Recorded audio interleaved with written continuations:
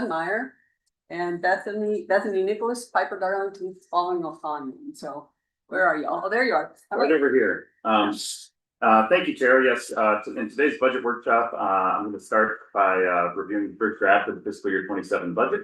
Then we'll review a proposed amendment to the current fiscal year 26 budget, and then Piper will follow and we'll walk through the first draft of the fiscal year 27 CTIO budget. So let's go, Jamie, if you wouldn't mind, let's go to the next slide after that. Yeah. And actually we're on the wrong deck. Although we can do this, we can do it a little bit out of order if that got this up. Why don't we go ahead and actually, since we've got the budget amendment deck up, we'll maybe just do that. So I'll switch the order. But so I'll start with the fiscal year 26 budget amendment. So you might recall last month we did our revenue reconciliation process where we reconciled the prior year's revenue and we reconciled our flexible revenue to the TC program reserve. So that means if we have positive surplus revenue coming out of flexible revenue coming out of that reconciliation, it's a positive adjustment to your program reserve balance. Conversely, in years where we are negative on revenue reconciliation, it draws a portion of that balance down. So we ended the workshop last month with a balance of about 147.2 million. So through that revenue reconciliation process, primarily as a result of federal redistribution funding that comes at the end of the fiscal year, we netted, I think it was a net of 90 million positive on the program reserve. After you approved a couple of budget amendments, that left us with an ending balance of about 144 million. Generally going out of this cycle in the fall, we try to draw that balance back down to about a range of about 40 to 50 million. So that means that we bring you proposals typically in the fall for how can we put those dollars to use and draw that balance down to closer to the target level. So last month we sort of previewed what we intended to bring you this month. And so I'm back today to kind of give you a more formal proposal for the use of a large portion of those funds. I will note, typically we present a budget amendment and then ask you to approve it in the same meeting. We're not going to do that here, given just the size of the budget amendment. I think we will give you an opportunity to give us feedback today if you have any, and then we'll return in November and request approval in November. So again, end of the cycle with about 144 million. As just kind of a reminder for new commissioners, we have two sort of reserve funds that the commission directs. One is called our contingency, which is really for emergency purposes. The other is the program reserve. The program reserve is for non-emergency uses. Typically, we try to maintain that balance of 40 to 50 million for unanticipated needs that arise over the course of the year that are non-emergency events. Might be a shortfall of funding on a project, or any number of other examples that weren't planned at the beginning of the fiscal year. So we are proposing, let's go on to the next slide. We're proposing 3 amendments this month, and depending on your feedback today, we anticipate returning next month to request approval. We'll touch on each of these in a little bit more detail in the subsequent slides. But just to summarize, the first, as we previewed last month, is a request to allocate about $80 million to supplemental funding for pavement condition. The second request is a request to set aside about 16 million in additional funding for the current fiscal year maintenance levels of service budget. And the fourth is a request from Region 4 to restore 1.1 million in funding, which I'll explain, that was inadvertently returned previously. So let's go to the next slide. Okay, so if you approve all 3 of these amendments when we bring it back to you next month, then it would result in a residual balance of about 47 million. So again, back in that range that we like to keep the program reserve at. Go to the next slide, please. Oh, Danny, can we go to the next slide? There we go. So I'll start with the big request. $80 million for surface treatment funding. So, as. I'm so sorry. No, that's all right. Sorry. No worries. So I think as the commission is aware, the last several years, we've been really working hard to try to find opportunities to put additional dollars towards pavement, recognizing the state of our pavement condition currently in Colorado. You know, one of the things we've been tracking on has been, we were trending close to a 5% threshold on Interstate 4 that we really want to avoid because aside from the poor conditions that entails, aside from the poor ranking that gives us relative to other states, if we exceed that 5% threshold, it results in restrictions from the feds in terms of how we can use some of our funding. So over the last few years, we've really been trying to find ways to bring additional dollars towards improving our pavement quality. We've done that in a couple different ways. One is with allocating funds to rural pavement projects in the 10-year plan. The other has been through essentially this cycle where when we've had additional revenues available, through this cycle, we've been trying to put some of those revenues towards these additional pavement projects. So we're currently working with the regions on reviewing and identifying specific projects for these funds. And so we're not prepared this month to share those with you, but I think we'll be able to provide you an update next month. But we are working, each regional transportation director is working to identify essentially the list of their sort of highest priority unfunded pavement projects that would address truly some of the worst pavement condition across the state. So we're talking about roads that are rated with a drivability life of close to zero or zero. One other thing I want to note on this is, as we discussed last month, one of the other reasons we're targeting pavement projects, aside from the obvious need, is that they are quick to put the dollars to use. These are federal redistribution dollars. We want to try to get them back in the federal pipeline for reimbursement as quickly as we can, because that helps us compete for additional money this time next year. So we try to bring you recommendations that are things that are going to move quickly. Pavement projects are simple projects. They're able to get out on the road and get spending more quickly than a lot of other things we might be able to recommend to you. All right, let's go to the next slide. Let's see here. So moving on to maintenance levels of service, we are requesting that you allocate $16.2 million to the maintenance levels of service program. I'll note that if you approve this, it will essentially allocate out this, and the subsequent request will essentially allocate out all the state dollars that are part of that program reserve balance. So the majority of that program reserve balance is composed of funds, federal funds, tied to federal funds.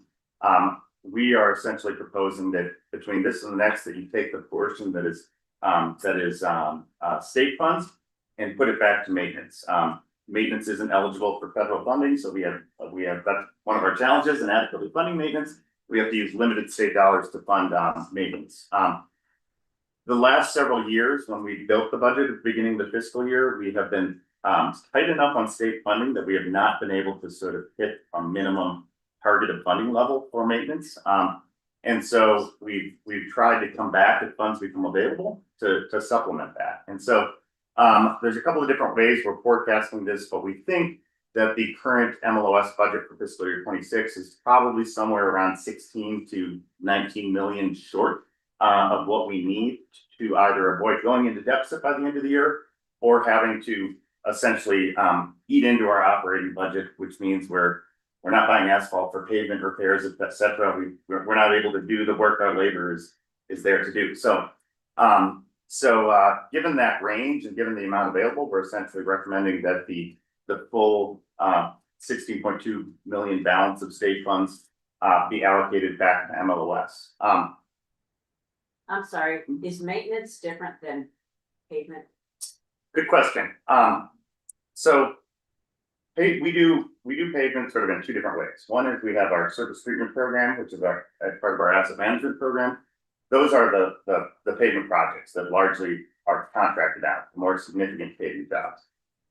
We do, however, through the maintenance program here, do things like more minor repairs, pothole repairs, et cetera. So that would be part of this budget. The other thing I will note here, specifically kind of zooming in a little bit more on where that maintenance protocol is generally what doesn't get funded when we aren't able to fully fund the maintenance budget is what we call special pay. It's things like overtime, gift differential, housing. What happens if we don't get the additional dollars for the program is that, essentially we can cover that with whatever vacancy savings we have, but when that falls short, we're basically having to drain out our operating budget to backfill. So if you approve this, we think it will allow us to get that maintenance budget for the current fiscal year up to sort of that minimum level where we hopefully will not have to eat into the operating budget to fund our personal services. All right, next request. Next slide, sorry, Jamie. Can I ask a quick question? Why do federal funds they're not allowed to go to maintenance? Oh, was the question, why are federal funds not? Yeah, exactly. Good question, and I'd love to put federal highways on the spot here, but I think, you know, it has been a historic feature of the federal aid highway program. I think perhaps from the beginning of the program, I think, you know, one of the principles of the federal aid highway program is sort of shared responsibility with the states. So part of that shared responsibility is a match requirement. We have to match 20% on our funds. I think another part of that was sort of the notion that if the feds are going to pay 80% on some of the capital investments, the states should pay for the maintenance and operations. Okay. So anyway, that's me opining on the reasons, but I'm opining. Well, I guess I could quickly add, it's basically the federal programs for capital costs. And so the maintenance is not considered capital costs, it's maintaining what was bought or what was provided. I mean, that's kind of fundamental Oh, philosophical it makes sense. basis for it, yeah, I mean, there's some, it's over the years, there's some gray area there, but that's the basics. Thanks, John. So the last request, much smaller request, it is a request from Region 4 to I'll say restore 1.1 million in funding. Frankly, this was an error. There was 1.1 million in the Region 4 MLOS budget that was tied to a striping project. The striping project got delayed, so it didn't spend its money by June 30, and the region had intended to request a roll forward, meaning request to keep those funds. For reasons I don't need to get into, that request didn't move forward. And so those funds were returned to the reserve. So they're asking that those funds be restored, because if they're not restored, it basically means they're gonna have to eat into their current year maintenance budget, which is already strained for the reasons we just discussed. So if you approve this request, it will basically return that 1.1 million so that they can fund that finish off that striping project. But we've already approved it in a sense previously, correct? In the previous. budget. Correct, it was been part of their previous MLOS budget. Okay. Oh, and did you say Shoshana? Oh, great. I think Hi. Shoshana is on. Yes, please, Director Luke. Yes, can you hear me okay? Yes, we Yes. can. I just wanted to add in one point regarding the federal versus non-federal conversation, and kind of related to what Elise asked, and what John said regarding the gray area. One of those gray areas is that asset management projects, if they're sort of planned in advance, are federal aid eligible. So part of the idea of putting more dollars into the basic asset management treatment of roads is that they accomplish some of that repair and maintain goal, but are federally eligible and are done sort of under the auspices of the capital program. So yeah, I think we get very caught in the kind of hard distinction between maintenance and operations versus capital, because in our world, it has distinctions for who plans and executes the project.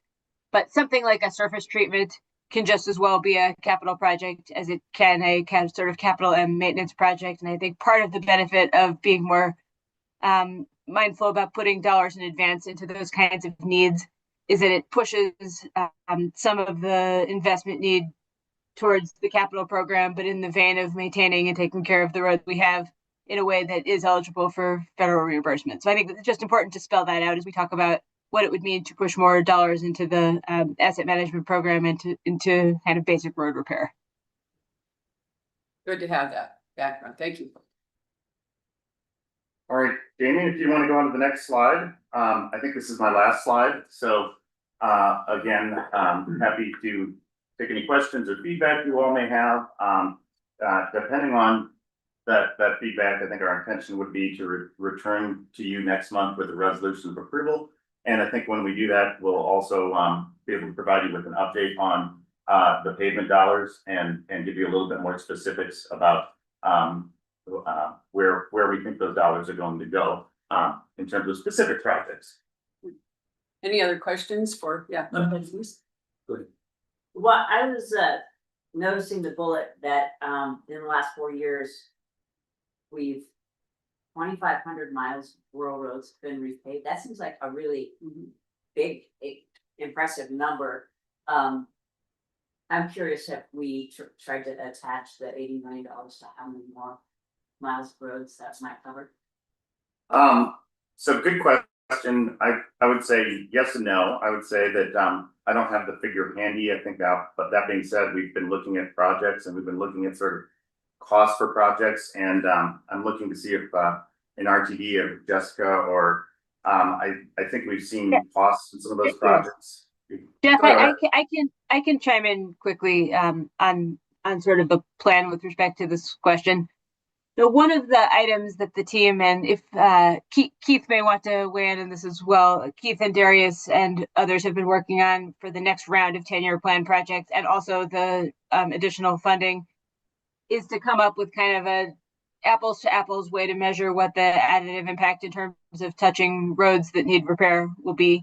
So the idea is that when we present the proposed round of 10-year plan projects, one of the things that it will entail is kind of a tally of what those projects would do in terms of fixing poor road assets. And then we would also be able to show how the additional projects proposed through the August redistribution funds would add to that total for a cumulative amount that can cut against the total need right now. The caveat to that is that the need is always changing, right? We fix 2 miles and half a mile gets worse. So, it's always going to be a snapshot in time in terms of measuring against conditions as they were in, November 2025. But against sort of a fixed baseline, we're going to do our best to have kind of consistent numbers that measure against that total. Keith, or I don't see Darius is probably on too. Either of you want to add anything on that? This is Keith. No, you said that correctly. All of the projects that we are trying to choose for this 80 million are not on the 10-year plan or the surface treatment list. So these are all in addition to our existing programs for projects that may not get selected during those processes. So it's a backfill for some of the roads across the state that have not seen much love over the past.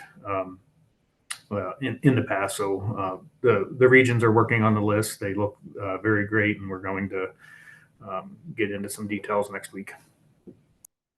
I'll ask a follow-up and then turn over to Rick. Do you have any idea? We've mainly focused on interstate in order to address that percentage in poor condition. We're turning now more to rural roads. Do we have an idea of what percentage roughly we would be devoting to non-interstate versus interstate rural highways? Thank you. I can take that. This is Keith again. We don't have a detailed percentage yet because we haven't selected the projects yet. We're still analyzing those. But I would say that I would lean more towards that'll be more heavy on the rural side rather than the interstates. So rural non-interstates through this $80 million. Thank you, Keith. Commissioner Reagan. Just think I know the answer to this, but how does one advocate for additional funding to a particular region or to a specific, my good buddy Gary over there and I were looking at the road between Tabernash and Kremlin yesterday, and he goes, "Wow, that one's really falling apart." And I go, "Yeah." I got a lot of notes and letters from constituents about this. So I just want to know what the process for lobbying my own commission or the own CDOT to get some of the 80 million. I would. Let's keep the director loose. Yeah, no, I can sure take that question. I would say speak to the regional transportation director of the of the road that you might be interested in and lobby from that perspective. Okay, any other questions for Jeff on the amendments? All right, thank you. So we'll be back next month with some additional detail and a request to approve. Shameless. Okay, let's move on to the fiscal year 27 budget. I'm gonna get started on this as Jamie pulls up our slides. So this is the first workshop of the fiscal year 27 budget. So this is the budget that we're preparing for the fiscal year that will begin next July 1. You will see this budget will be back in front of you multiple times over the next several months. Let's go ahead and go to the next slide, Jamie. Go ahead to the next slide. I'm going to start off by just giving a quick update on our revenue forecast. So we forecast our revenues quarterly. The current draft of the fiscal year 27 budget is based on this current Q1 forecast. Generally, I'll note that our forecast simply reflects federal revenues based on the most recent transportation authorization bill. It's important to note that we're in the last year of that bill right now. So there is sort of a big question mark. Right now, our forecast is essentially assuming that we see the current federal funding levels continue into the future, but that's something we'll be monitoring very closely. I mean, we currently don't have a current year funding bill, much less a multi-year transportation authorization that will replace the Infrastructure Investment and Jobs Act. So that is a notable item that we'll be tracking closely through the budget cycle. For state revenues, we have a pretty robust revenue model we use. We develop a forecast, we compare those to forecasts by the state. Looking at HETF, that's our largest source of state revenue to CDOT. Our HETF revenue is expected to be fairly flat going into fiscal year 27. We still have some fees phasing in from Senate Bill 260, but the growth of those fee increases is largely offset by declining growth in fuel consumption, lower overall economic growth assumptions, and a temporary reduction for faster road safety surcharge. So as a result, we're pretty flat going from 26 to 27. I mentioned the reduction in the road safety surcharge. There was a reduction of about $3.70 to all weight classes.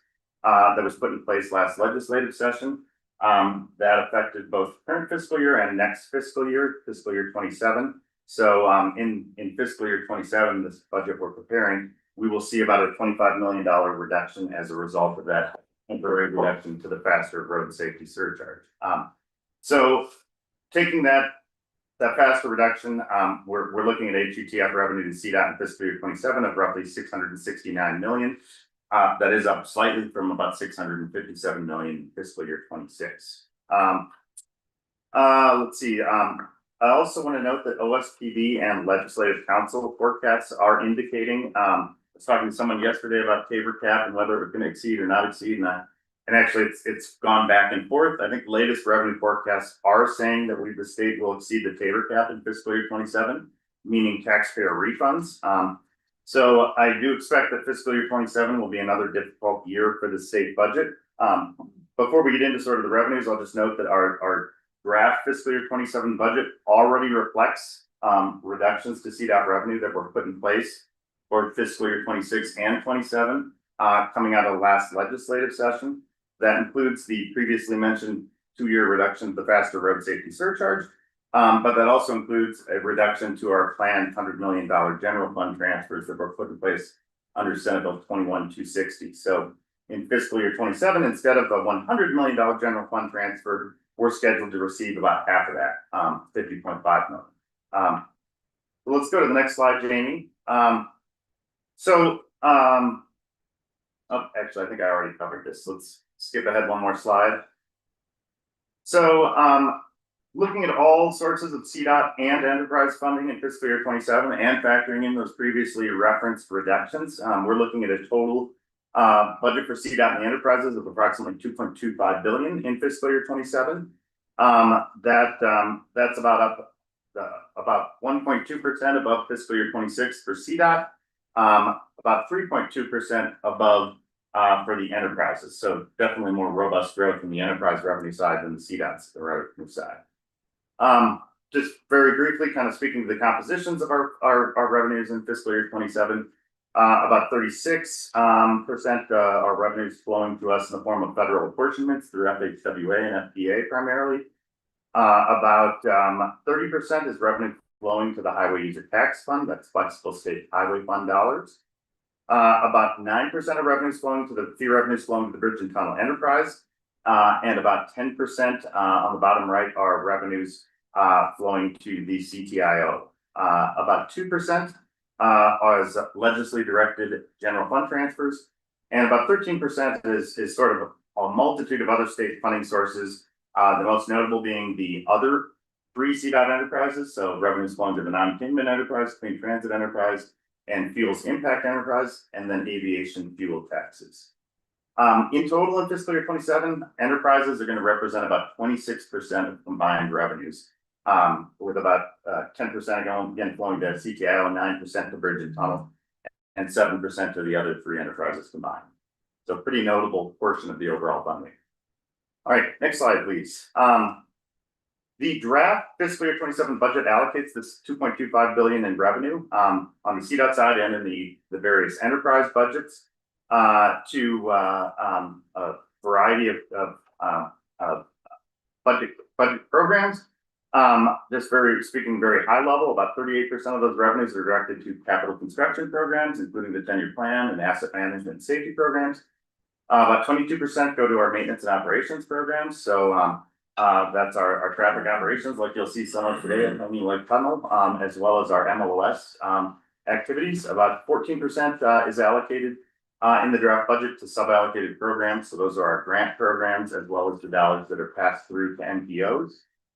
About 11% goes to the multimodal services category. That includes our transit and rail programs, including Bustang. That also includes any transit projects in our 10-year plan.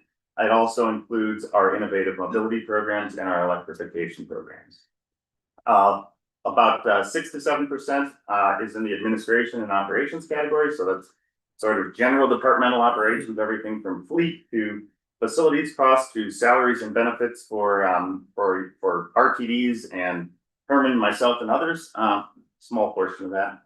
IT costs, a variety of other administrative costs. And then finally, the last 9% goes to debt service and contingency primarily, and a small amount to a couple of other miscellaneous programs. Question? The capital construction for multimodal projects is under multimodal, not capital. So all the capital is roads. Well, let me think how to answer this. Yes and no, and I say yes and no, not to be evasive, but because I think the projects that you see under the 10-year plan of capital construction, many of those are roadway projects that include multimodal and transit elements. So if there are roadway projects that have multimodal and transit elements included in them, they're part of the capital construction portion. If it is a pure transit project in the 10-year plan, it falls under the multimodal category. To further confuse things, though, I will also note that your sub-allocated programs, those are your grant programs. Ultimately, most of those dollars are going out to projects. They're just not CDOT delivered projects. They're going out in grants to DRCOG, to the city of Boulder, or other municipalities. And ultimately, many of those are multimodal and transit projects. Jeff, quick question.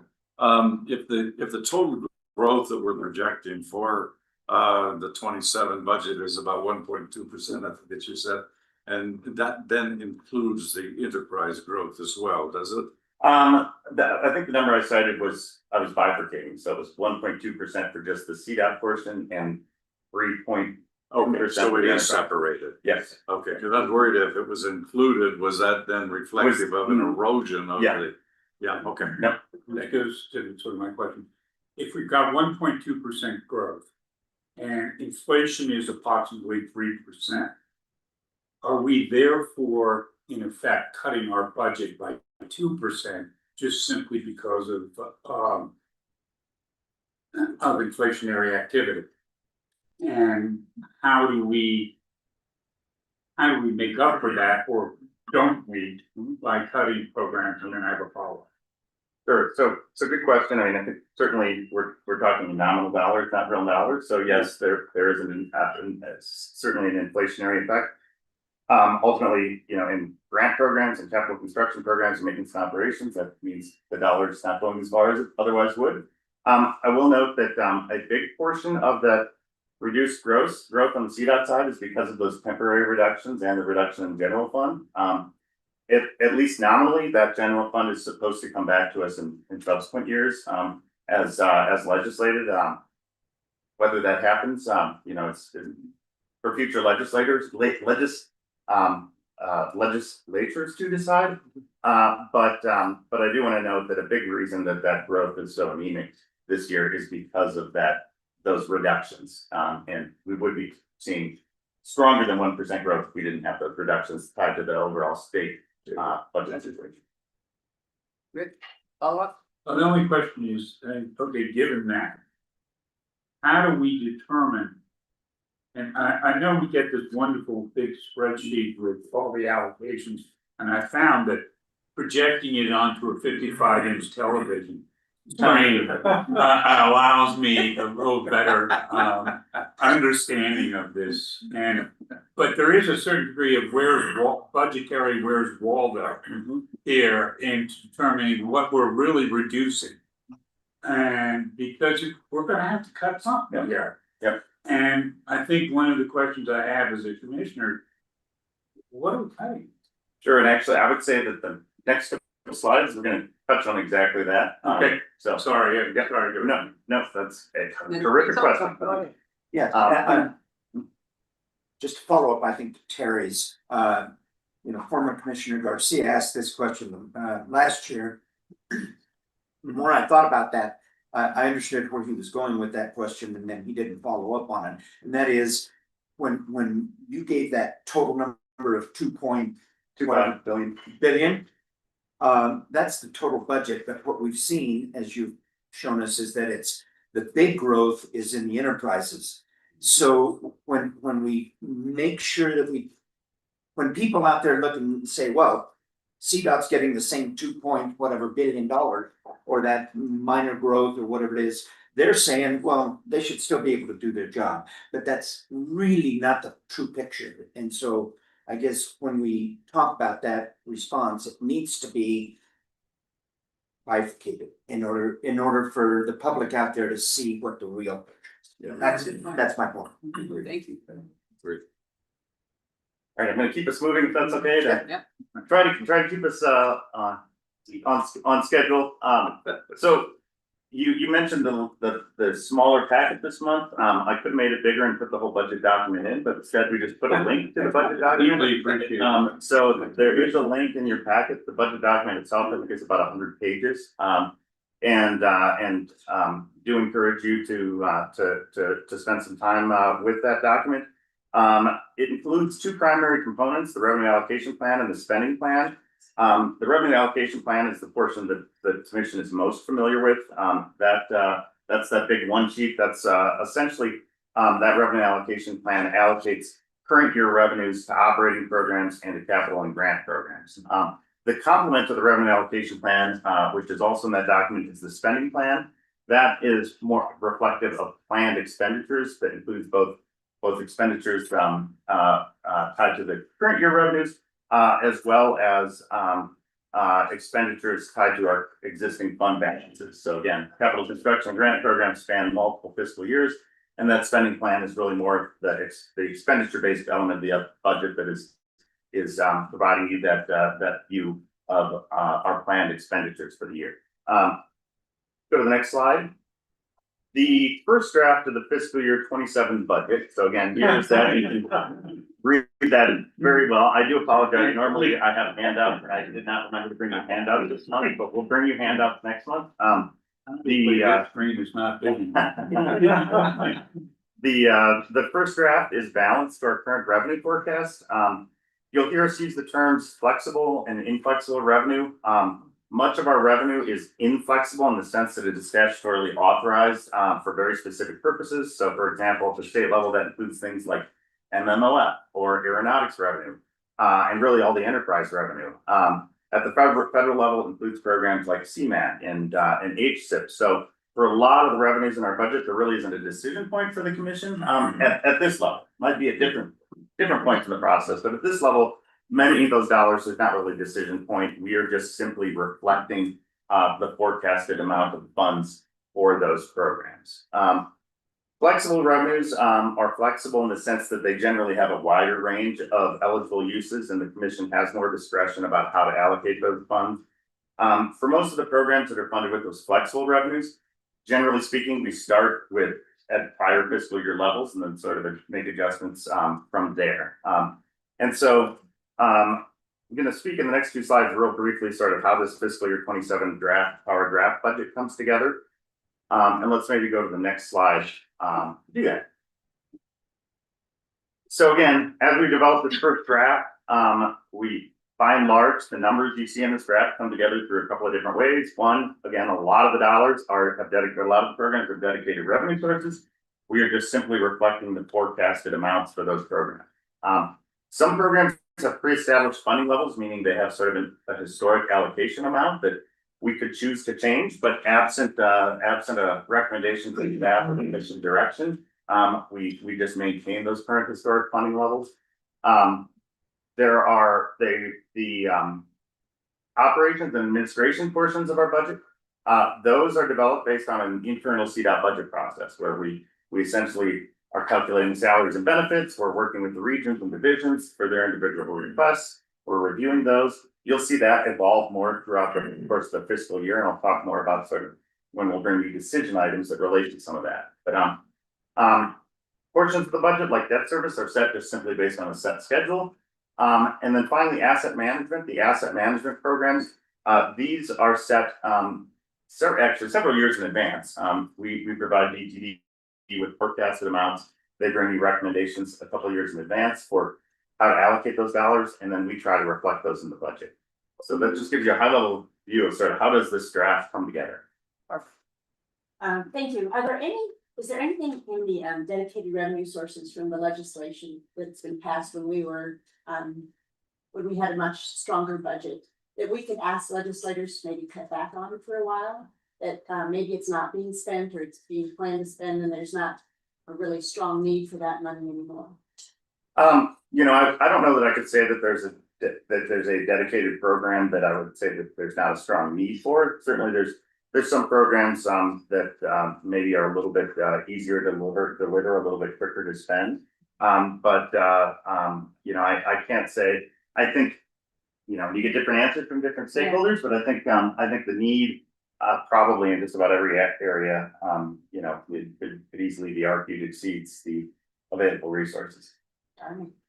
Yeah, right. I wish there was anything else with that. Right. Well, I think if I could just chime in, you know, last year when we worked with the legislature to manage some of the budget shortfalls, we obviously would have preferred no cuts to CDOT, but you know, they cut the Revitalizing Main Street program, which, you know, while a great program, which we hope will come back at some point, was something we could live without for a few years. So I think we've been fairly forthcoming when there are things that are, you know, amazing to have when there's more revenue, but we can cut back on for a short term. And there aren't that many of those, but that's the best example I would give from the last few years. Yeah, that's a great example. So yeah, maybe lower priority, but certainly not needed.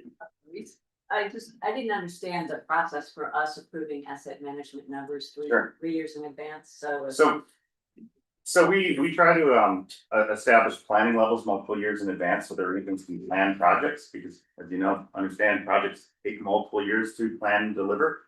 So we use our revenue forecast to identify this is how much we think will be available in fiscal year 30 for asset management. The Darius's group then works with executive management to develop a recommendation to the commission about how much of that should go to bridge, culverts, tunnels, etc.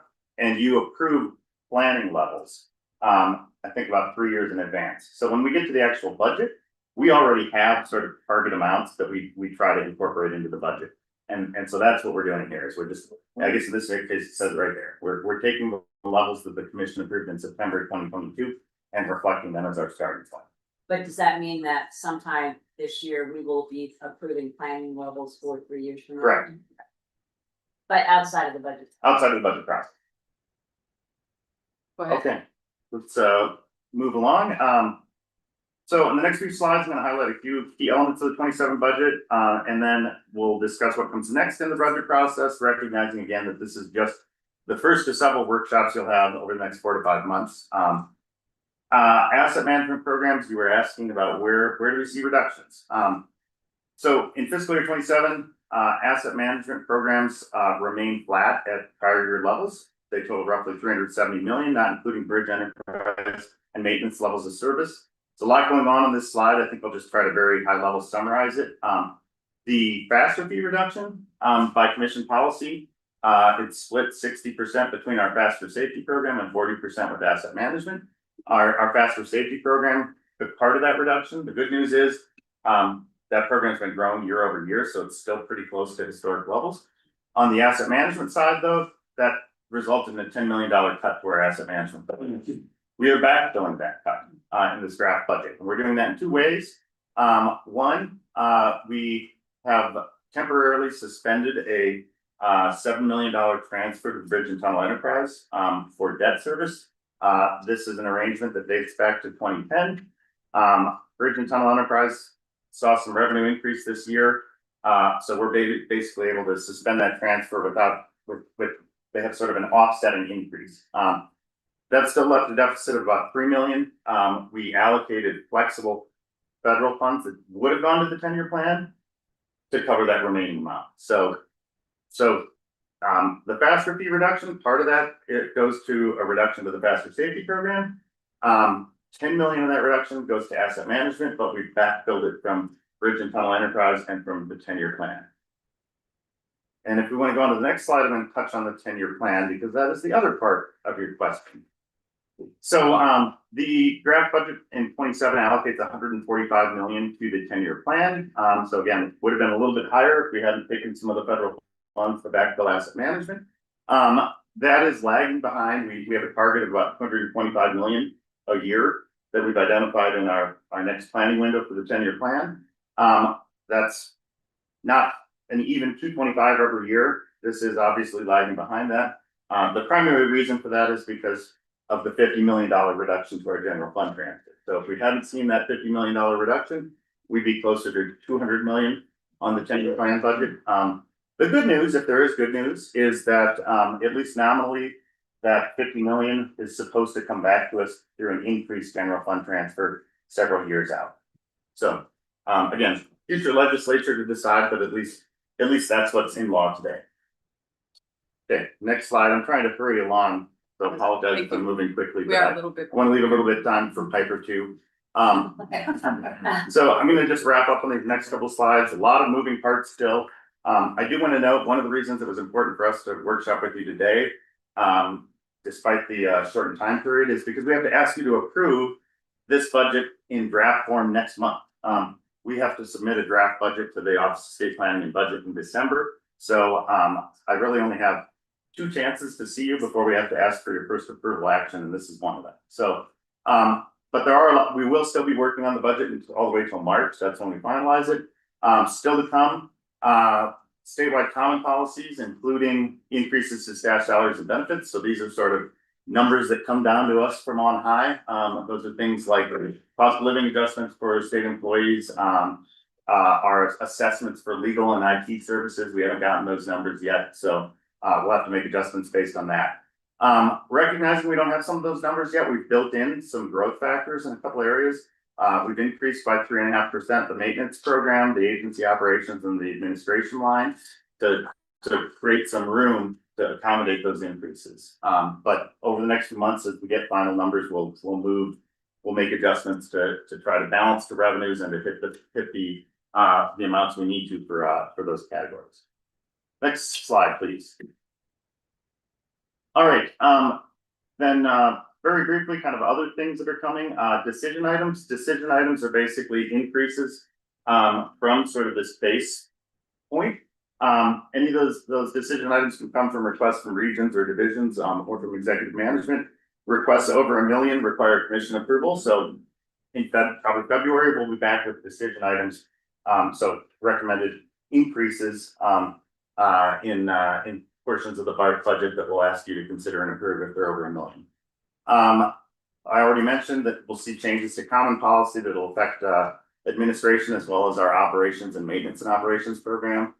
Maintenance reserve and contingency, we have a target to allocate each year 15 million to the contingency fund and 12 million to the maintenance reserve fund. We've done that at this point. Those numbers could go up or down depending on where we land and balancing the other part of the budget. And then finally, obviously we have an entire legislative session ahead of us. So we'll be monitoring that closely and bringing you any changes that might result from the legislative session.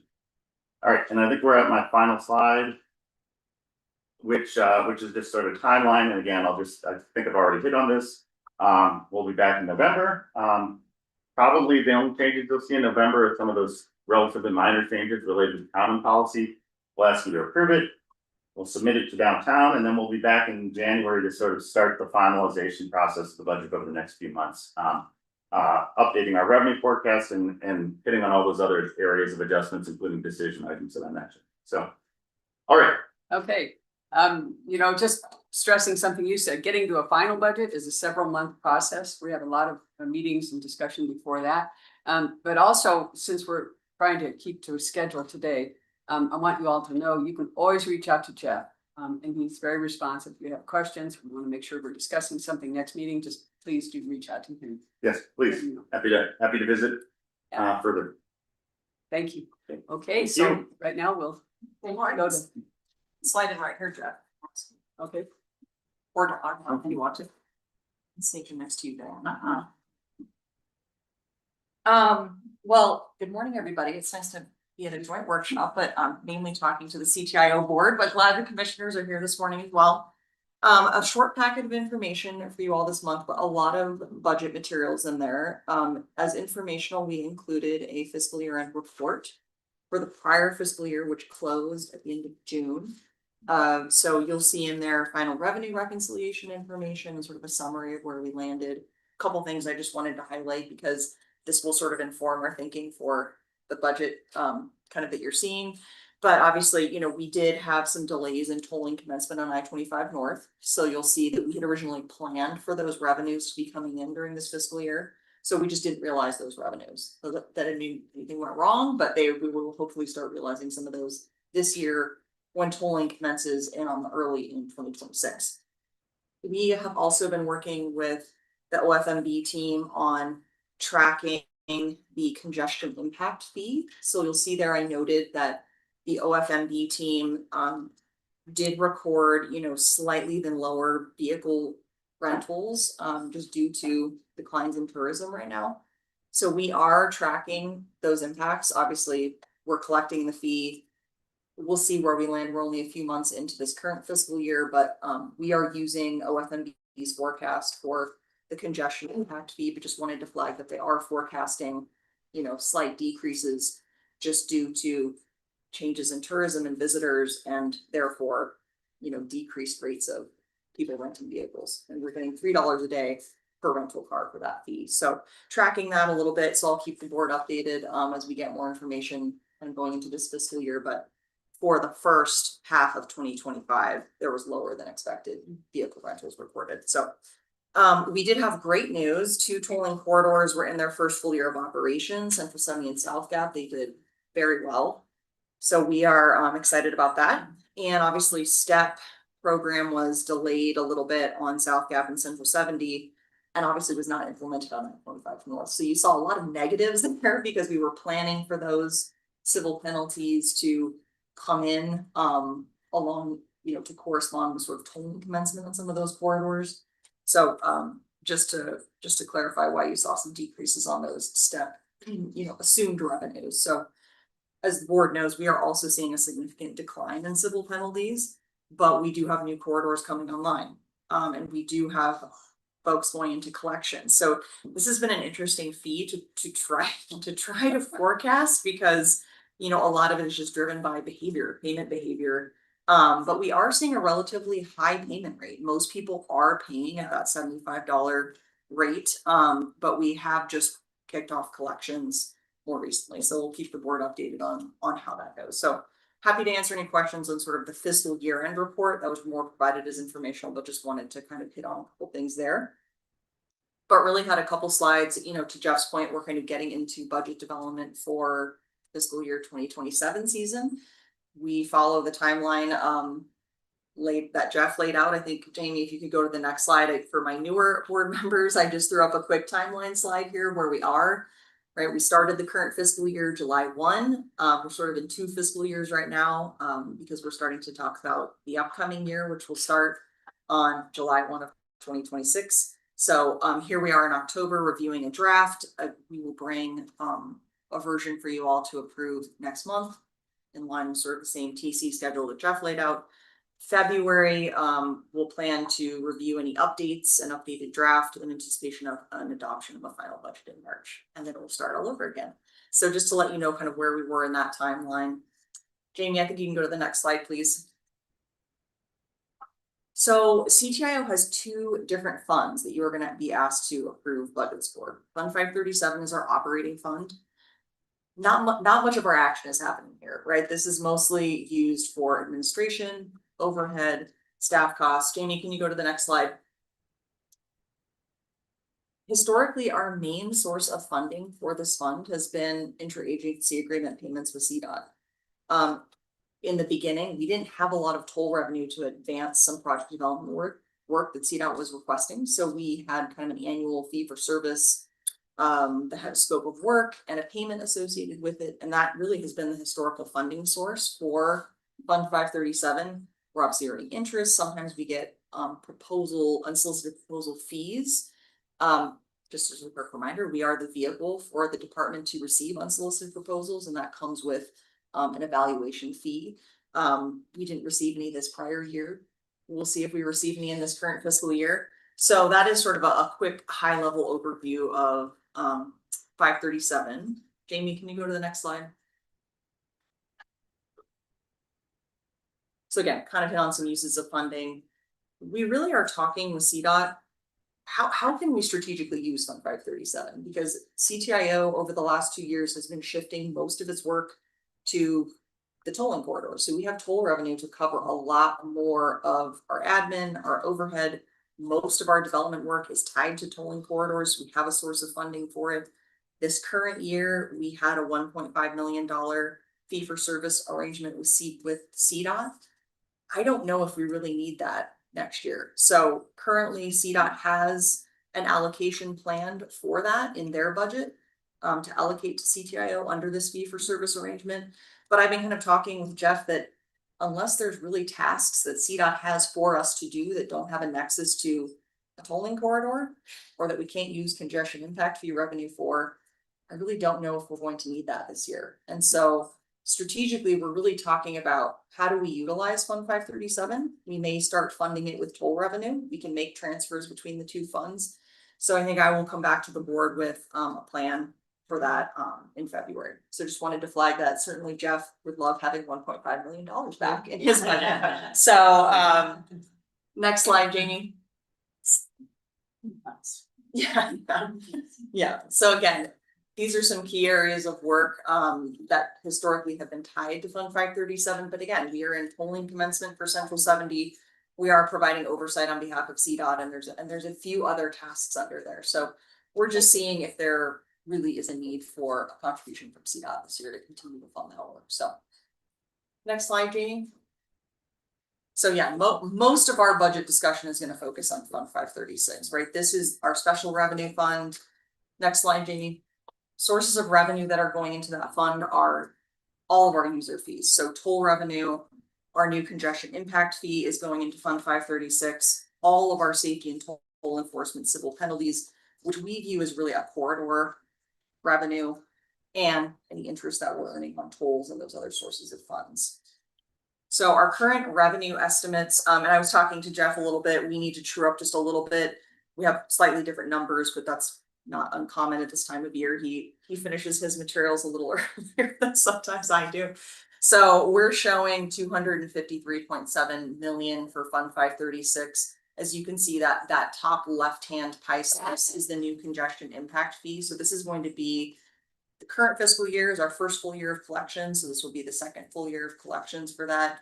Again, we are really relying on CDOT's revenue forecast, so we will get any updates that come from them in advance of February and make sure to update that number accordingly. For toll revenue, you can see there, we're expecting a lot of growth for I-25 North. Again, this will be our first full year of revenue collections on segment 5, 6, 7, and 8. So a significant number of express lane miles that will be in their first year of revenue service for this fiscal year. So that's driving a big part of the increase that you see there. Step civil penalties, we're still forecasting a significant percentage of our revenue coming from those civil penalties. Again, really just even though we're seeing a decline overall, we're going to have new corridors coming online. I-25 North, I think we're going to see a pretty significant number of penalties right out of the gate, but it will go down.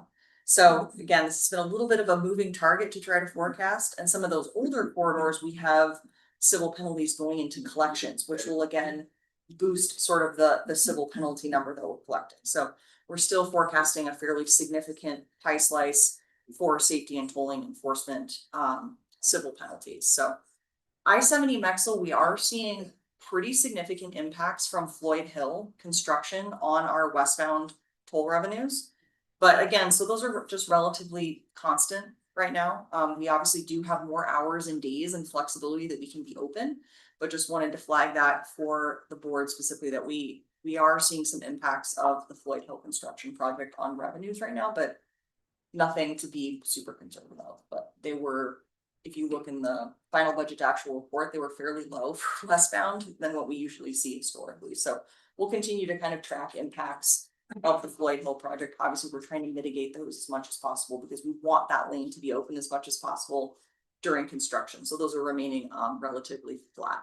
C470 has really had a great recovery. It was not doing well coming out of COVID. A lot of delays with opening, so that's kind of back on track. So this is sort of where we are in terms of a revenue pie for our upcoming fiscal year. So we'll, in the next few months, as Jeff mentioned, we're going to kind of dial those in a little bit if we need to make any adjustments. We only have a few months of revenue collection data right now for this current fiscal year. So if there's any adjustments that we need to make, we'll certainly highlight those for the board members when we come back in February. Jamie, next slide. So really, how are we using funding? As you all know, we're a government-owned business, so we are supporting ourselves, and most of our costs here are related to Express Lanes operations, right? We have significant costs related to toll processing. So this is motorcycle transactions, HOV3, single occupant drivers who have an express toll pass, license plate tolling. So everything that kind of goes into that, customer service, mailing, account management, that all falls under toll processing. Our transponder program, so transponder sales, which is obviously required if you want to use HOV3 on any of our corridors. We have increasing costs obviously related to Express Lanes roadway maintenance and our equipment maintenance. We have a lot of spare parts that we need to keep on hand. As you can imagine, through the winter, things break and we need to have replacement cameras and everything else out there to make sure that our system is up and running. So we also have funding in here under operations for spare parts, staffing. As the board knows, we have really grown our tolling operations branch in the last several years. So we have, as an organization, 19 full-time employees, roughly $2.5 million in sort of staff compensation costs.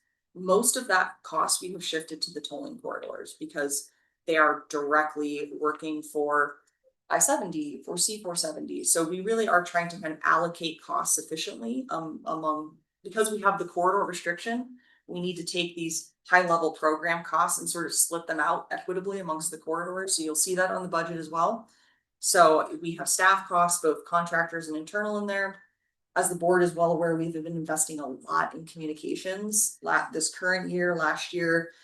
We're expecting a little bit of a, not a decrease in our comms effort, but certainly the board had directed us to really go out strong with a lot of safety and toll enforcement messaging, how to use express lanes. Most of that will kind of be wrapped up this year, but we do anticipate just ongoing communication support related to our website, related to any kind of safety and toll enforcement messaging, safety reminders.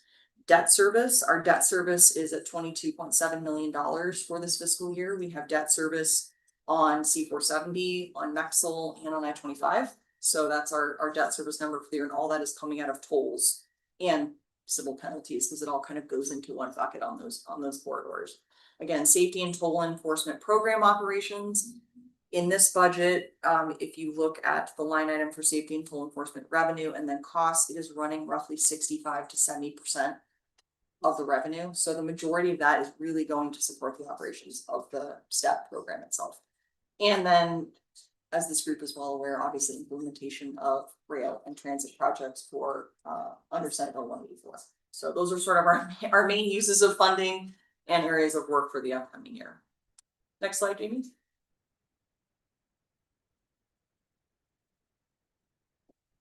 There are a lot of unknowns. We were working on this budget and I was just thinking of all the things that were still sort of unanswered, that I'm hoping that we have some more clarity on going into February, but I wanted to highlight those for the board.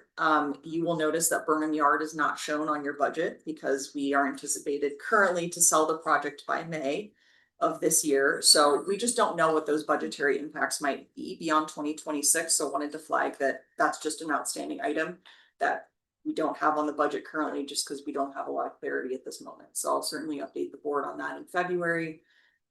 As the board knows and the commissioners know, we are working very hard on both Mountain Rail and implementing our joint service project. We are working very hard to understand what costs are for phase 1 of Mountain Rail and for joint service, but we don't currently have any of that reflected in the budget yet. So that is still an item that's outstanding for February.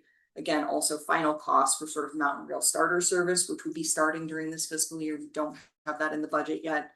A new financing structure for both Mexel and Floyd Hill. If the board will recall, we had a bit of a workshop on sort of our role in Floyd Hill and bringing some dollars based on those express lanes revenue to the new project, but we also have an existing loan that we took out to help deliver westbound. So we're still in the process. We've gotten some proposals from lenders on what that structure might be, but that's still an item that's outstanding. And then obviously any budgetary impacts related to our transition with E-470. Under our tolling services agreement, CTIO is responsible for any costs that is going to be borne by E-470 as part of our transition. Now, obviously, we're negotiating very hard for that to be a low number, but we just don't know what that is yet. So the board will be considering an amendment to our TSA to sort of memorialize the process around the wind down next month. We had a little bit of a workshop on it in September. We had a lot of meetings in September between our meeting and the retreat. So just wanted to flag that those are sort of 5 items that are still outstanding that we're tracking on, and we'll come back to the board with more information on hopefully in February.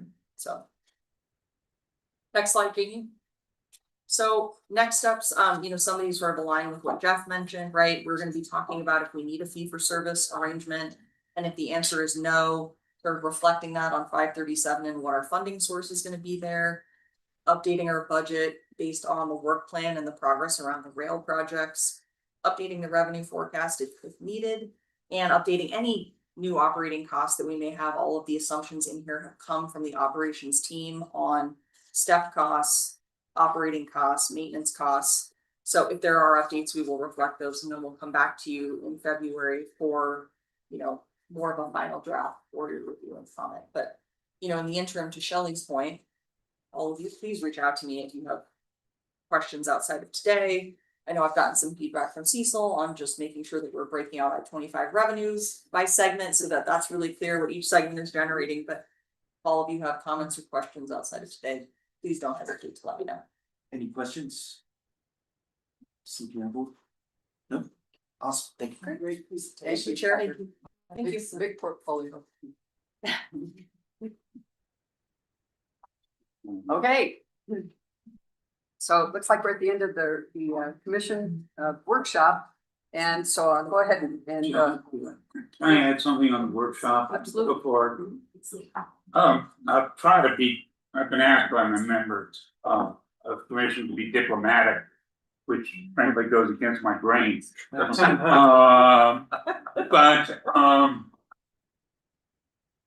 Over the weekend, the announcement about the camera loss throughout the state but in particular across the mountain regions, caused a significant stir in the populace. You don't know? Okay, well, it was on the front page of the Denver Post, second page of the Denver Post, so. Forget. All right, yeah, and I realized that the circulation of that fine, newspaper has dropped dramatically, and it's important concomitantly. There was an announcement, and it's unclear when this all occurred between July and October, but there has been a reduction of cameras on interstate and state highways by probably 30%. And that there was a issue with the vendor. And part of the problem is that the reduction of cameras has impacted particularly mountain passes and the mountain area where people rely on these cameras significantly. The difficulty for those of us, particularly in the mountain regions, is we were unaware of this reduction. And so in the terms of the movie, we were indeed blindsided.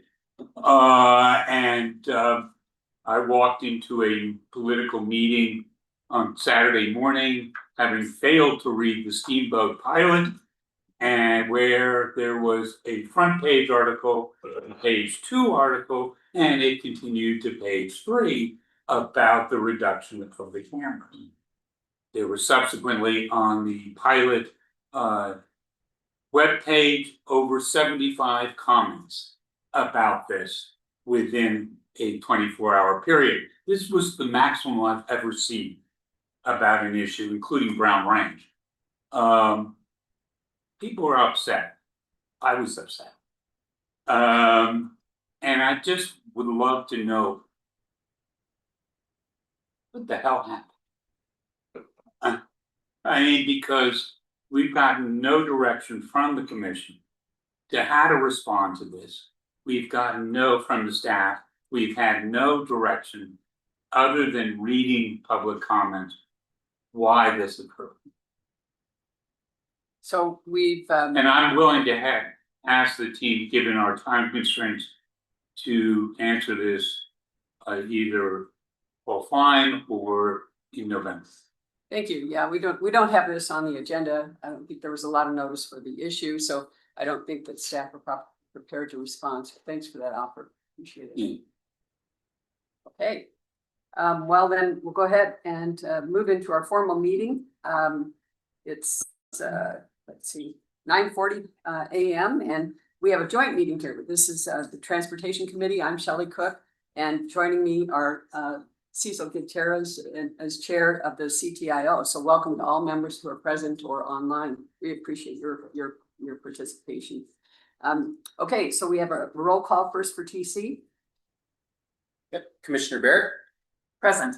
Commissioner Marcano. Present. Commissioner Jones. Present. Commissioner Gutierrez. Present. Commissioner Ritter. Present. Commissioner McLaughlin. Present. Commissioner Parsons. Present. Commissioner Hart. Here. Commissioner Masters. Here. Vice Chair Bowman.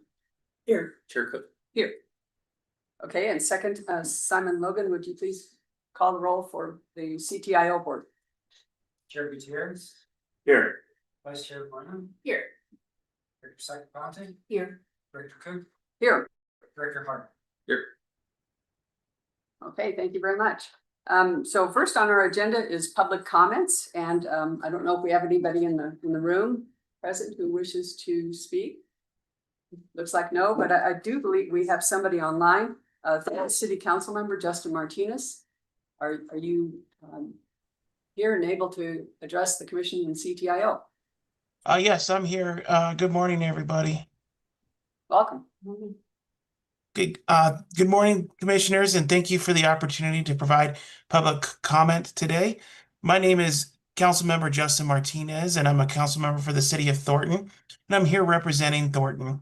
I'm also representing the North Area Transportation Alliance, or NATA, and the North I-25 Coalition, as Thornton is a member of both groups. NATA is a coalition of 13 local governments, the Adams County Regional Economic Partnership, and Smart Commute Transportation Management Organization in the northeast quadrant of the Denver metro area. And we are there to identify, develop, and advocate, promote transportation solutions to enhance mobility, drive economic development, and reduce traffic congestion in the North area. And the North I-25 Coalition advocates for I-25 improvements between Thornton and the Colorado-Wyoming border. So together, these two groups represent 25 jurisdictions along the North I-25 corridor and several business-related groups. So I'm here testifying before you today because, as this commission knows, I-25 forms the backbone of our commerce and connectivity through the heart of our great state and beyond. Our region is not only growing quickly, but we're also experiencing severe safety and operational concerns along segment 2, 3B, and 4. Before I go on, I do want to express gratitude to CDOT regional staff for proposing the inclusion of all of these important segments in the upcoming 10-year plan. I'm here to continue to advocate for their inclusion in that same plan. And I'd also like to add that the community itself is very excited about the opportunity for seeing improvements along this corridor. Segment 2 has been in various phases for nearly 15 years, all while serious safety and operational concerns directly impact our communities every day. While the express lanes have been successful in this segment, the average of 2.7 crashes per day and a fatality crash every other month is simply unacceptable to this community. This safety issue takes a heavy resource allocation of the communities adjacent to I-25. For example, Thornton, the response is often multiple police, fire, and ambulance personnel and equipment at least twice a day along with the increased noise and air pollution on our city streets from diverted interstate traffic onto our roadways. The increase in traffic on our roadways also shortens the life of our roads and increases maintenance and replacement costs. So on behalf of NATA and the I-25 Coalition, I urge CDOT to fund the full construction of Segment 2's operational and safety improvements in the early years of the 10-year plan and to specifically leverage strategic CTIO sources. As the state's economic powerhouse, North I-25 is and will continue to see key industries building along the corridor, such as the demand for more distribution and fulfillment centers to accommodate online ordering. But the logistics for these industries do not work if there are safety and operational issues on the interstate. Colorado needs the I-25 express lanes built in segment 3B and 4 to foster our economy by enhancing travel time reliability. In addition to the demands incurred by economic shifts, the completion of the express lanes would make transit trips a viable and reliable alternative to driving. We would also encourage CDOT to continue the design and staging work and construction for segments 3B and 4 in the next 10-year plan. So in closing, to reiterate, our coalition is requesting the Transportation Commission and the Colorado Department of Transportation to prioritize pursuing strategic CTIO and other funding sources to complete the existing North I-25 commitments, constructing full safety and operational improvements to segment 2, and by continuing design work and construction of the express lanes and the mobility hub for segments 3B and 4 in the 10-year plan. Thank you again for this opportunity for speaking today, and I appreciate your time. Thank you very much, Councilmember. Anybody else online? Okay, well, you know, what I would note too is we don't normally comment on comments that we get from the public, but we want to assure folks that we do listen and value your input and take it into account going forward. So thanks very much. Okay, and now we go to comments of the chair and commissioners. I'll start in reverse order of Commissioner District. So Todd Masters in District 11, followed by Terry Hart. I won't say anything other than the fact that thank you, Vice Chair. It's been a wonderful trip. Yes. And everything I know about trains, I learned yesterday. Thank you, Mr. Rutter. And I will say, this is the first time I've been to Glenwood and had nothing to talk about other than how pretty it was getting. No traffic, no delays, no. So it was wonderful. Thank you. Thank you very much. Commissioner Hart, followed by Commissioner Todd. Okay. Just a few short comments. I also want to thank everybody that's put together this script for us. One thing that I don't know for sure if the public always realizes, when you sit around a table for a year or two and you talk theory, it really helps to go out and see the practical application of what you're doing. And I'll tell you what, I think that it's just incredible what you see and what you know about what we've done from the planning perspective and see it actually in action. And when it comes to passenger rail, having that opportunity to see where we're headed in the future, frankly, I think is extremely helpful. So my thanks to everybody that put that together. And is continuing to put it together for us to make sure that we can actually see these things in action. But then the final thing is what we did at the tail end of yesterday, the Roaring Fork Transportation Authority. I found that incredibly impressive. And I got a kick out of the comment that one of the employees, when he came back after the building was done, said, "My goodness, it looks like we're almost professional now." They look very professional from my perspective. And so that was an extremely helpful part of the tour yesterday. So my hat's off to them and everything that we can learn from them on the great work that they have done. That's all. Great, thank you. Commissioner Parsons, followed by Commissioner McLaughlin. Thank you. I just wanted to mention after having unexpected travel the last couple of months, it was really good to have this field trip in fall right now so I can meet some of the new commissioners and get to know you all. So that's been really good. I echo Terry's remarks about the RAFTA. That was really inspiring and appreciated that. But then also have enjoyed just having time to connect both Gary Media from the staff yesterday on the train and with CTIO members, and just it really does help to have the time on the train to have with no Wi-Fi or anything to have those conversations. Just wanted to say, and with Melly as well, thank you. Been good getting to know everybody. Thank you. Commissioner McLaughlin. I would say ditto to all the thank yous. This has been a really great trip. My first field trip, and I didn't have to have a little sign pinned to my shirt that who I was, so that was nice. I want to say thank you to CDOT. My district has had so much rain lately. It's really been horrible. And they have cleared Wolf Creek Pass. They closed Wolf Creek Pass down for a long time and took out enormous boulders. They helped with getting everything back straight so it's a safe road to travel. Lots of new waterfalls there, I would say, which is beautiful, but they're also doing a lot of damage to the roads, and CDOT's been wonderful. They've also been really great in Pagosa Springs. We've had a lot of water there, a lot of closures on the roads, and their construction downtown has not been harmed as far as I've been told. And but it's been kind of an amazing, horrible event. It's been their most water in the river since like 1923 or something like that. So it's been a long time since they've seen anything that big. And Bicedo, as far as I know, they are still evacuated today. They've had a lot of road issues there, and CDOT is getting out there to help them. And the last would be CDOT's amazing contribution to the housing shortage in Silverton. They closed down 550 and they took over like 19 semi trucks pulling homes, prefabricated homes over 2 mountain passes in Silverton. And now they have all the materials they need to do I think 9 new homes in Silverton for low income. So it's been really great, and I can't thank CDOT enough for helping out when we needed them. So it's great. Our hearts should go out to all the folks affected. Vice Chair Bowman.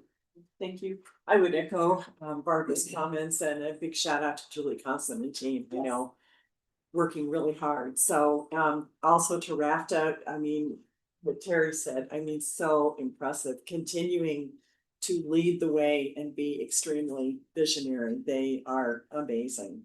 So, and also I want to thank Herman, Jamie and Deborah for arranging this amazing retreat and multimodal. I mean, beginning with light rail into Denver Union Station and train, and then now going back to Denver with busting. So we're definitely walking the walk, or we're riding the ride.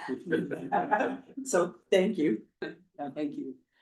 Commissioner Ritter, followed by Commissioner Gutierrez. Thank you very much. And first of all, wonderful trip. And even though we went through significant portions of Region 6, I learned a lot. Even within my own jurisdiction, and thank you for those who put this together. And in terms of the RAFTA, many of you knew I grew up about 40 miles in Parktown Valley, where at that time I think we had 1 or 2 buses, and that may be expansive. So the growth of RAFTA is extraordinary to me, and was an eye-opener as to what can be done throughout our communities, throughout the state, as a model for public transportation. And thank you all, everyone, Mr. Bowen, for putting this trip together. Commissioner Gutierrez, and followed by Commissioner Jones. Ditto on all of the kudos and gratitude to everyone who would put on a great educational tour for us for these 2 days. So thank you. Thank you very much, Commissioner Jones, followed by Commissioner Marcano. At the risk of being completely redundant, what a great trip. Yeah. I echo your comments about how great it's been to spend time just talking and getting to know everyone. But also your points about what a multimodal extravaganza. It's been really, it really makes a difference to see it and feel it. And my family has a special relationship with the Roaring Fork Valley. I've come out here multiple times a year since I was 5. So that's a couple hundred trips, and I've never done it by train. So it was just magnificent. So a real wonderful thing. And RAFTA, oh my gosh, I am gonna go back and I'm gonna bug R2D, come out here and just see what the opportunities are for innovation and to really dig deep and invest in community ridership at the level that they're doing. It's such a great model. And so I hope we can continue to have a ripple effect with what they're doing here. And then I'm really looking forward to riding Mustang back. I've ridden Mustang before, but just another jewel in the crown of Colorado's multimodal work. And I look forward to figuring out, talking all the way back about how we're gonna make sure that we get Mustang funded. Yeah. Here we go. Commissioner Marcano? Thank you. This is the fun part of going almost last, so I think it's all been said at this point, but I do want to completely agree that I think that RTD could learn a lot from RAFTA. What we saw yesterday was really eye-opening.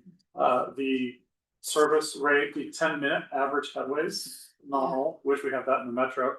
And also, I have seen a lot of praise for the Swiss. They have like a big tourism industry, as y'all know, a lot of gorgeous scenic trains. There is no reason why we can't do the same thing here in Colorado. We have such a gorgeous state. This is my first time riding the rail in Colorado, and just wow, what a breathtaking experience that was. Highly recommend it to anybody who's able to do that. And I'm very excited to help usher in our passenger rail service, because I think it's going to be a huge hit for our state's economy and really help out a lot of the smaller towns and communities along the way. So We kept rushing to the window to see the next side. Commissioner Barrett? I can only say that I've been trying to, in listening to all these wonderful words, I've been trying to think of an adjective that hasn't been used. Couldn't think of any. You guys are expressing exactly what I feel. My second meeting only, Herman has warned me that I cannot expect this kind of thing at all. So I accept that, but it was absolutely wonderful experience in every way. Yeah, thank you. And thanks to everyone. Yes, and that's what I want to echo is the thanks. It's been a fabulous experience.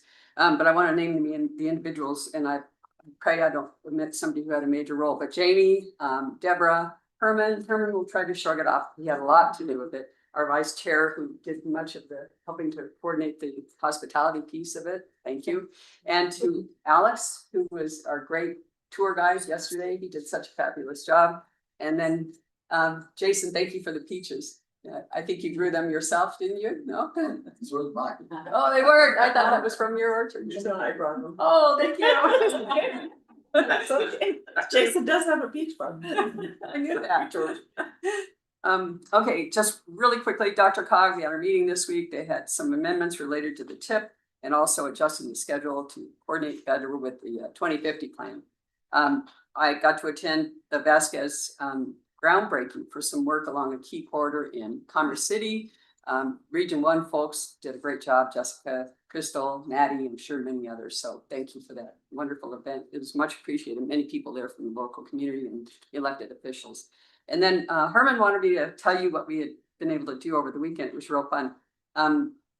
With the help of Paul DeRocher's group, including Brian Pokorny, I organized a sort of dry run because, as you've noted, once you get to Union Station, you know, it's wonderfully integrated with things like Mustang and Greyhound, et cetera. So if you know how to get to Union Station, you know how to get beyond Denver or the region, you can get to the state, thanks to CDOT's work largely.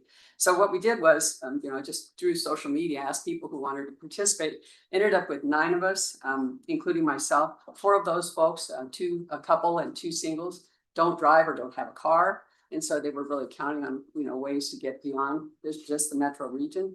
And we zipped up to Idaho Springs, got coffee at one of the local lovely shops up there, and then rode back at 11:05 and got into Denver about noon. So that's what you can do on Mustang, you know, just by riding downtown and going downstairs.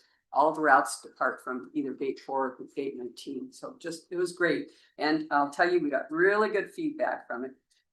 The Paul's team was wonderful. We had these great schedules, even a little swag, a little backpack to celebrate Mustang's 10-year history.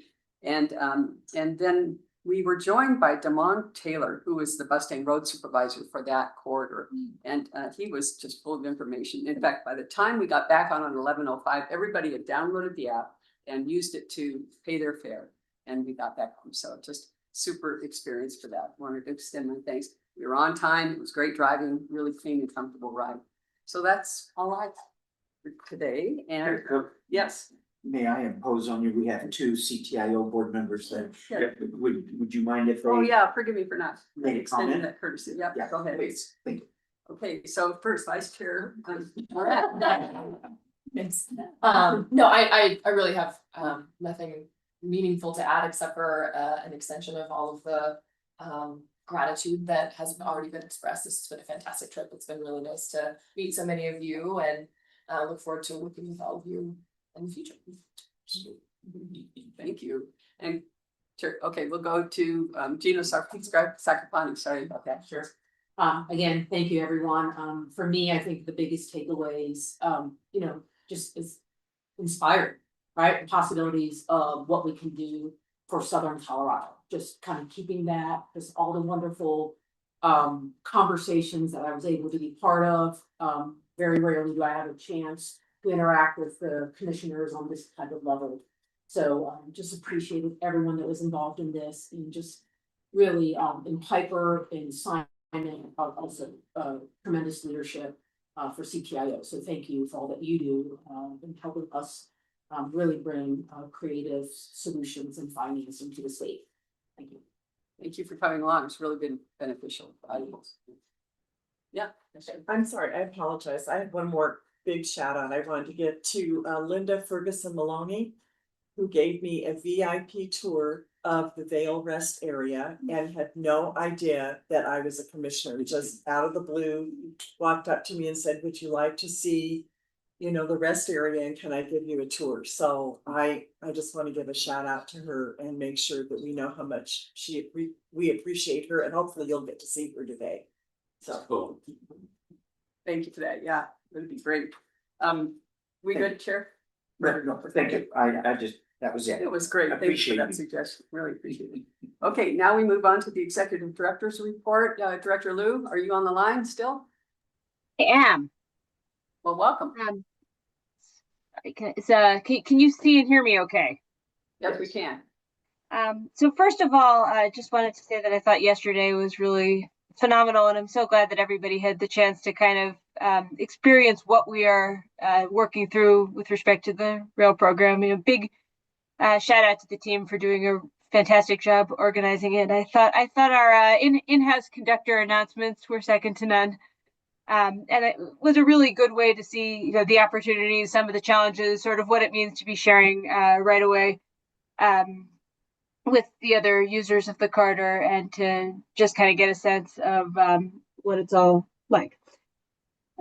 Otherwise, you know, another month of, you know, really getting into the focus of pre-winter. You know, we've had a series of winter readiness exercises over the last few weeks with the CDOT team, the State Patrol, and others who play a key role in getting into the groove for winter operations. You know, our teams continue to be in really good shape, and I think it's always worth sort of remembering where we were and where we are now. And you know, the notwithstanding that there are a few spots that, you know, of course, as always, have some challenges around vacancy where we're troubleshooting how to get people out there. You know, the overall rates really remain, you know, amongst the best levels we've had in years, you know, kind of hovering in that 10% range. And, you know, as a reminder, we were clipping 30 just a few years ago before we implemented the aggressive recruitment and retention strategy that's been such a success since. So, you know, really nice to see that that state of readiness has continued and sort of improved over these years, and that the folks who were training are staying with CDOT, and that it's been such a success. And the places where we do have some challenges, I think, are very solvable. And our team is working together across regions to make sure that we're ready in all spaces. You know, again, at this time of year, we have to do some of the cleanup work on projects, sometimes causing a few incidental traffic delays here and there. So I apologize in advance if on the way back you get to see some of the choke points on 70 that we're working to get through before the holidays. You know, I believe that this week we're doing paving in and around the Silverthorne area, which, you know, will cause the public some minor inconvenience this week during weekdays, but you know, it's so important to get it done at this time of year so that by the time we hit the Thanksgiving busy season, things are moving and ready. You know, I think finally I would just reinforce that we're very pleased that we had the great conversation about asset management and road repair needs this morning. You know, I think we were very pleased that we got such a generous allocation from the Federal Highway Administration. And I think opportunities like this to put additional tranches of dollars into road repair, you know, really punch above their weight. And, you know, we talked a little bit about the success of how many miles the rural resurfacing program has touched over the last few years, and how many, you know, while there are many miles left, these chunks of investment really do make a difference. So, you know, it's an opportunity to, you know, elevate that one level.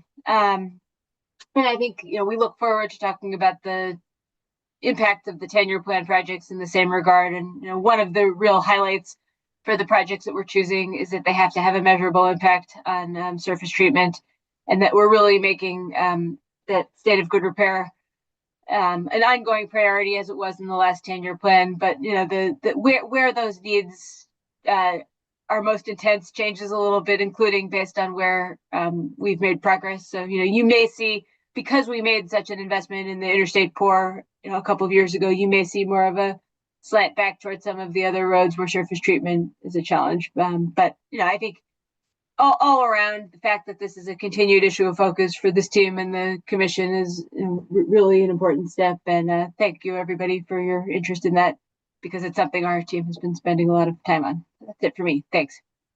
Thank you, Director Liu, and thank you for accompanying us yesterday. It's much appreciated.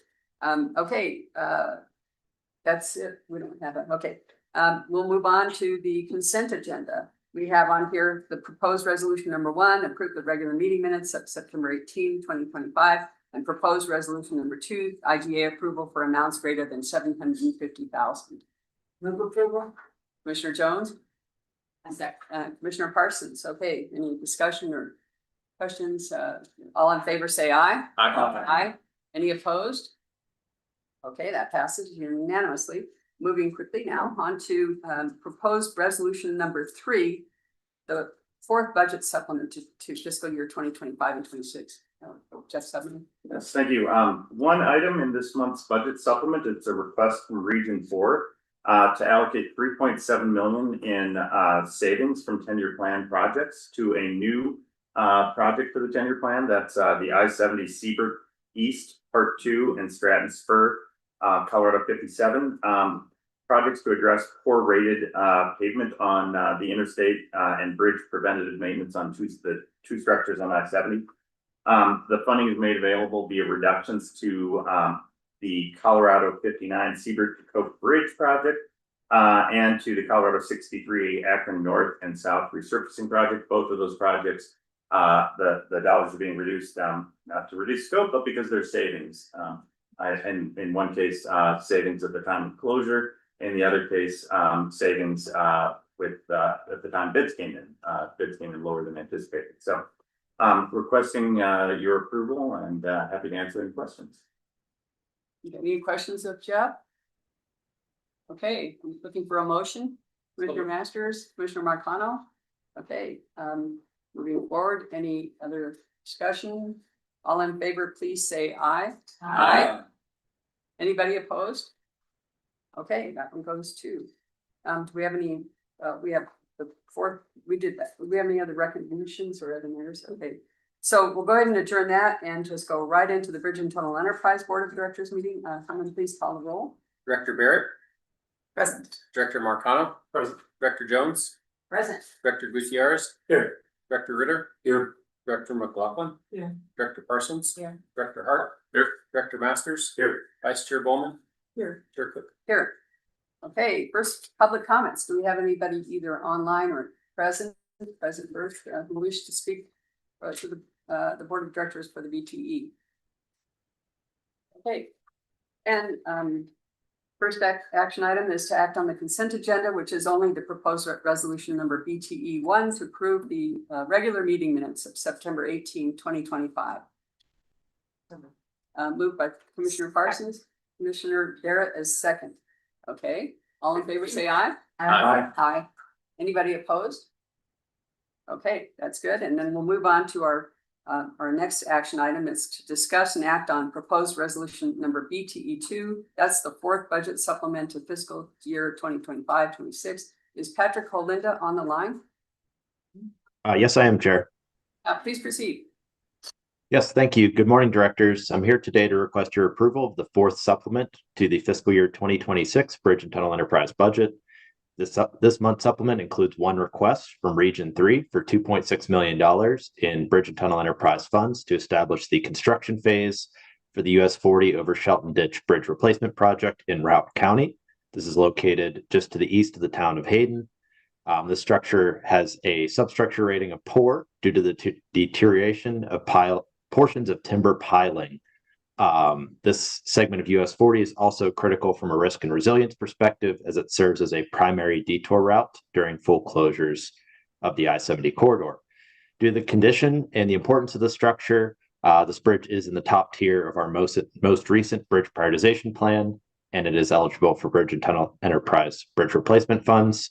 Happy to answer any questions that you may have. If there are none, I request you consider a motion to approve. Thank you.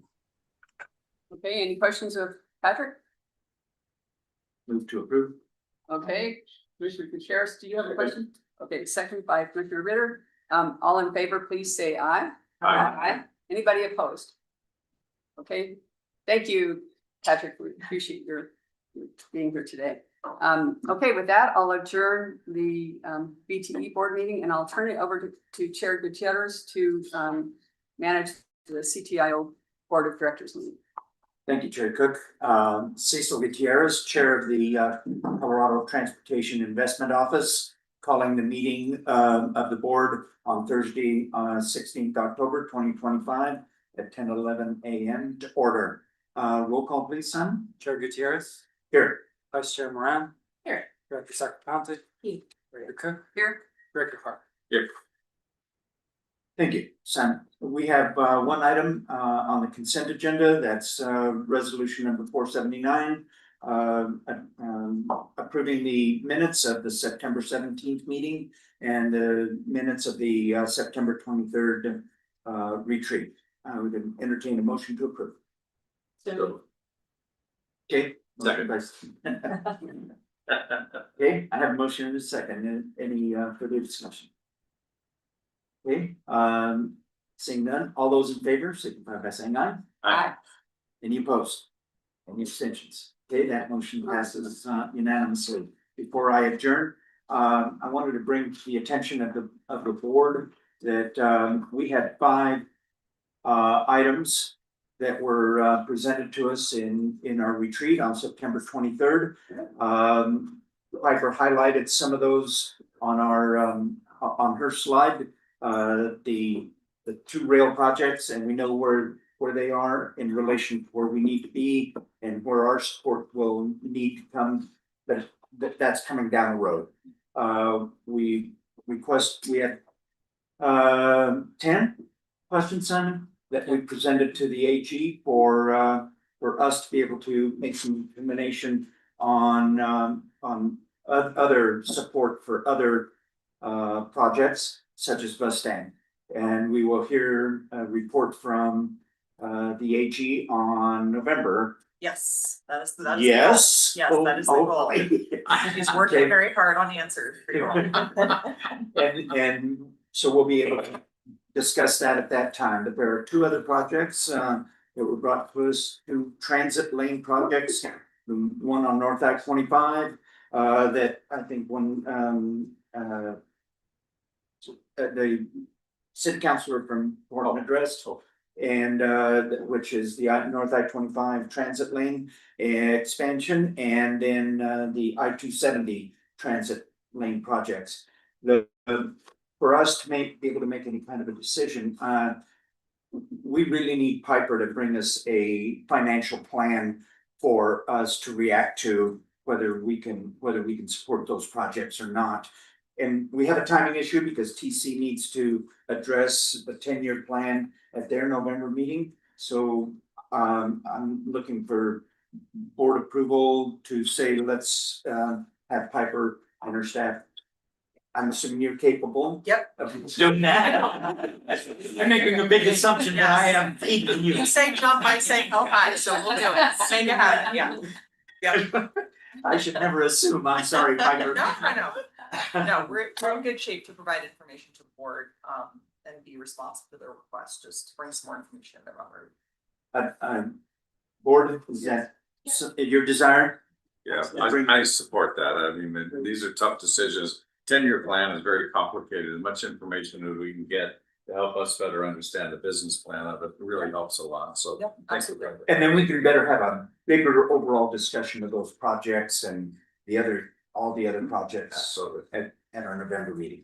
Yeah. Which brings me to, so, yeah, go ahead. Yeah, I just wanna echo your request. I don't know if Carla's on today, but just that I think it is helpful to get a better understanding of those 2 projects, and I'm very interested in better understanding the overarching picture of what we are able to allocate funding for as we try to determine what our priorities are as a board. That makes sense. All right, so Piper, I think you have direction from the board. Yes, I appreciate it. Bring us those financial plans forward. Thank you. Yeah, Simon and I will work on a board agenda draft, and I think we have a meeting with the chair and vice chair next week to go over so we'll have that prepared for next week. And in my last request, I'm trying to be quick. My last request to the board is because we will have a very packed agenda to have a 9 a.m. start time at our November meeting, because it will be full. I promise you. So everybody okay with that? Yes. Okay, thank you. Is there any further business to come before this board? Seeing none, stand adjourned. Thank you. Thank you. So commissioners, before you leave the table, what we want to make